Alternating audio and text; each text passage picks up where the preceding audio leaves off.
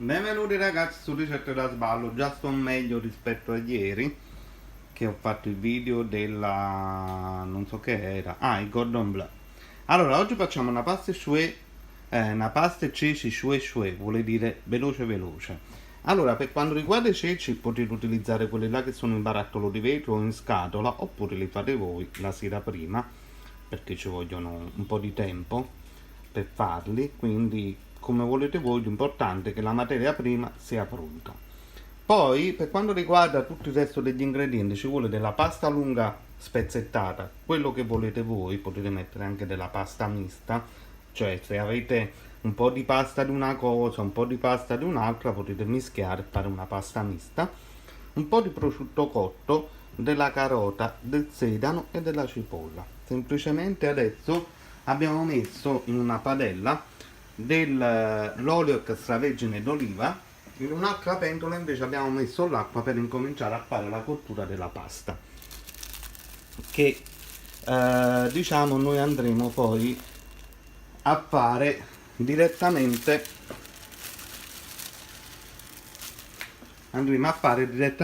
in questa pentola. Allora, per quanto riguarda il prosciutto cotto, adesso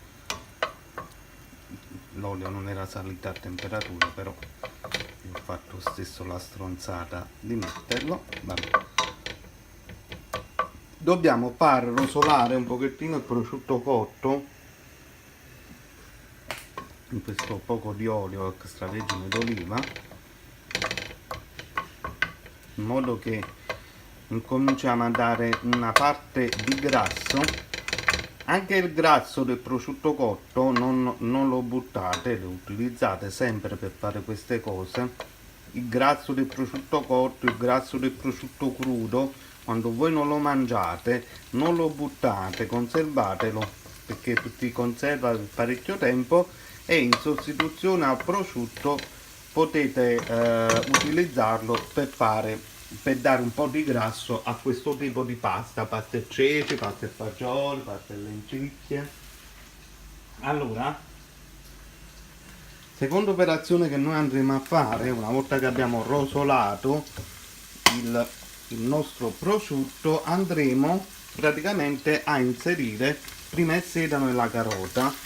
Dopo un minuto andremo a inserire la nostra cipolla.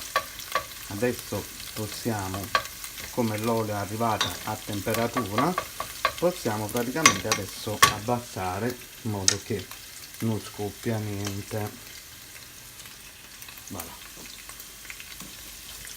Quindi già diciamo possiamo mettere il nostro sedano, il nostro sedano sia per quanto riguarda le foglie e sia per quanto riguarda il gambo, che logicamente è stato lavato prima.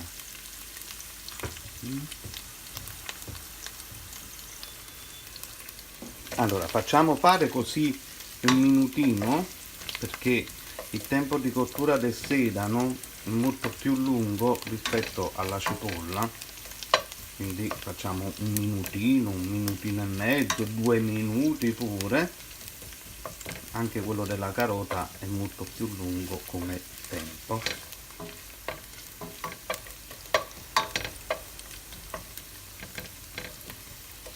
Allora, con questo tipo di pasta, tutti quei ragazzi che vivono diciamo da soli possono finalmente poi mangiare qualcosa di più genuino che dell'hamburger del McDonald's, ovviamente.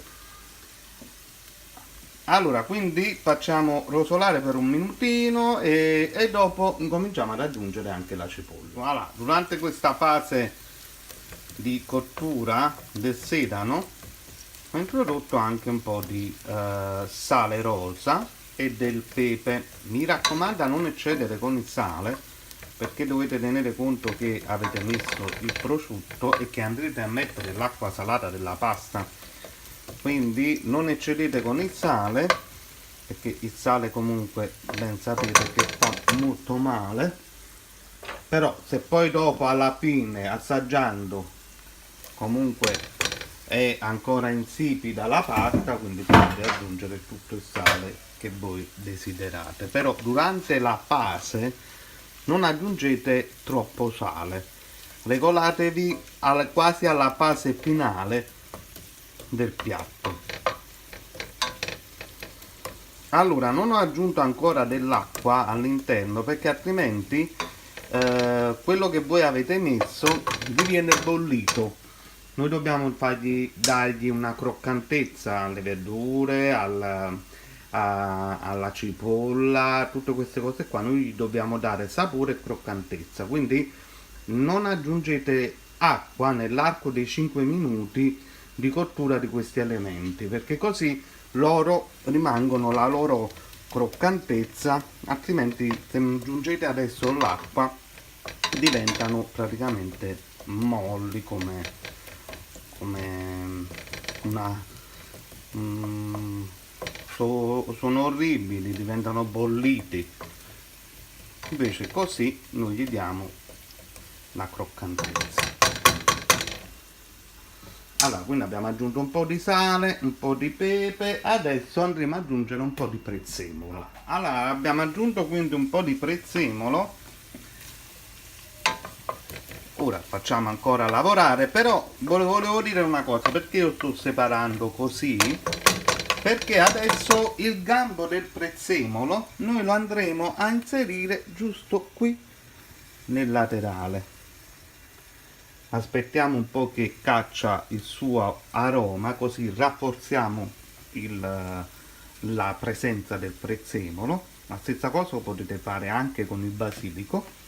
E quindi aspettate un po', lui caccia la sua acqua e potete poi praticamente rimuoverlo e avete un gusto maggiore di prezzemolo.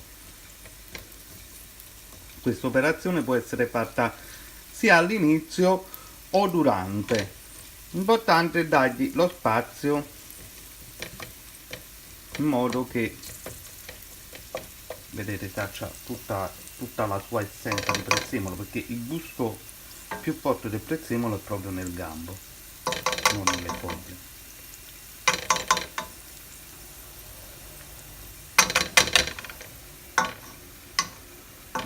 Voilà. E tra poco aggiungiamo praticamente i nostri ceci. Voilà. Come vedete il gambo ha raggiunto, si è liberato di tutti i suoi oli essenziali a prezzemolo. Giriamo in modo che, allora, prima che adesso arrivi il punto che si brucia tutto, aggiungiamo i nostri ceci che hanno il liquido, che in questo caso non sono fatti, sono già preparati, li ho preparati io ieri sera, ho pensato di fare la ricetta oggi. Aggiungiamo logicamente dell'acqua, ma non l'acqua normale, aggiungeremo dell'acqua salata calda, in modo che arriva subito alla temperatura. Mi mettete che coprite i ceci, perché adesso durante questa fase tenderanno ad assorbire molta acqua. I ceci sono già pronti, quindi voi potete mettere anche già la pasta adesso, però adesso fate un po' cuocerli in 5-6 minuti, perché io quando li faccio li levo proprio al dente, in modo che non diventano poi molli durante la fase di cottura della pasta. Mischiate bene.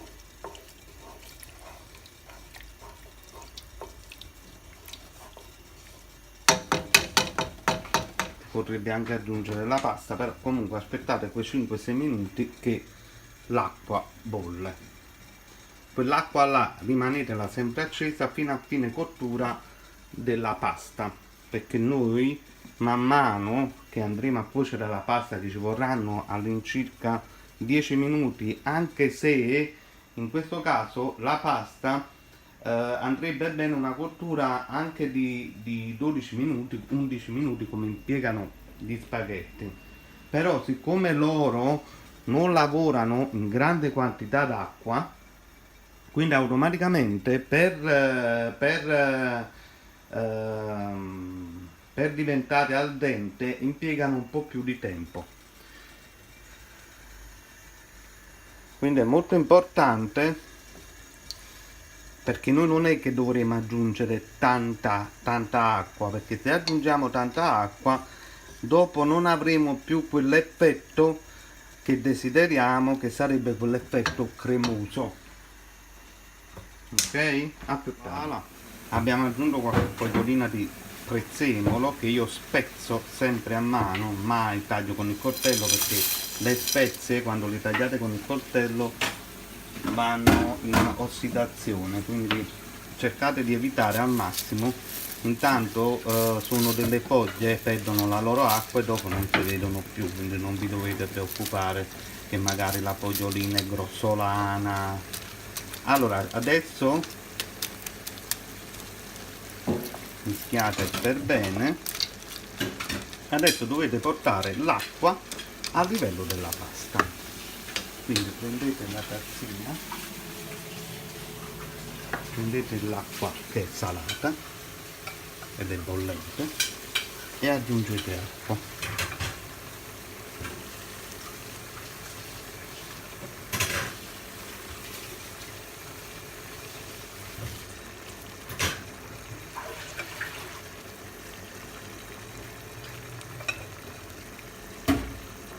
Da questo momento dovete stare attenti con l'acqua, perché altrimenti per la cottura dell'acqua della pasta non riusciamo ad ottenere quella cremina che ci piace tanto, perché la cremina si formerà perché la pasta caccerà il suo amido e quindi si forma la cremina. Non girate sempre, perché altrimenti non cuocete la pasta.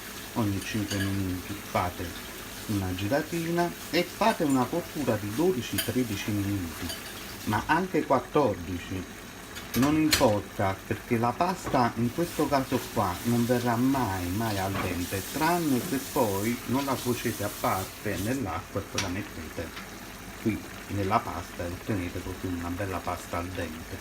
Come sono paste differenti, hanno cotture differenti, quindi non vi preoccupate in questo caso della pasta che magari non risulta al dente.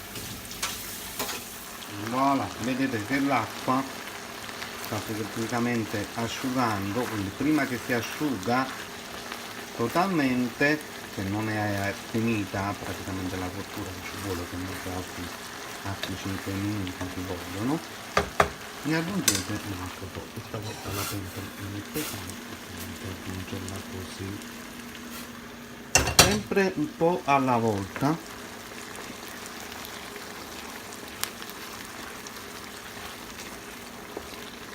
Voilà, e continuate la cottura per altri 5 minuti. Voilà, allora ragazzi, cottura della pasta perfetta, perfetto anche di sale, perché logicamente ho gustato. Adesso un piccolo segreto per dare un aroma impeccabile.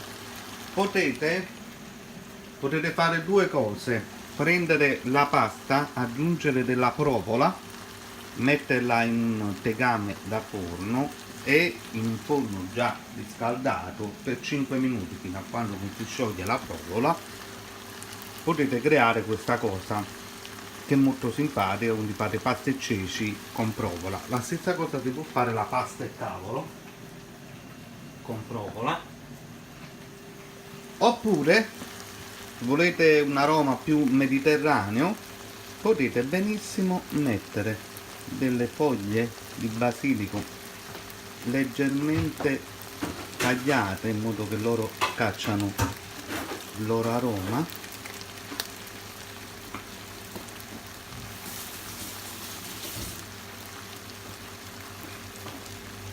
così, un po' distribuite da tutte le parti senza girare. Chiudete, mettete un bel coperchio, potete aggiungere volendo anche della provola e rimanete così senza, con a fuoco spento, per circa 5-6 minuti, in modo che gli oli essenziali dalle foglie di basilico escono e donano a tutto un odore e un sapore molto particolare, quindi molto buono a basilico. Voilà ragazzi, la pasta è pronta, aspettiamo solo, non voglio alzare come l'avete visto, quindi alla prossima puntata su impiattate e mangiate. Alla prossima puntata.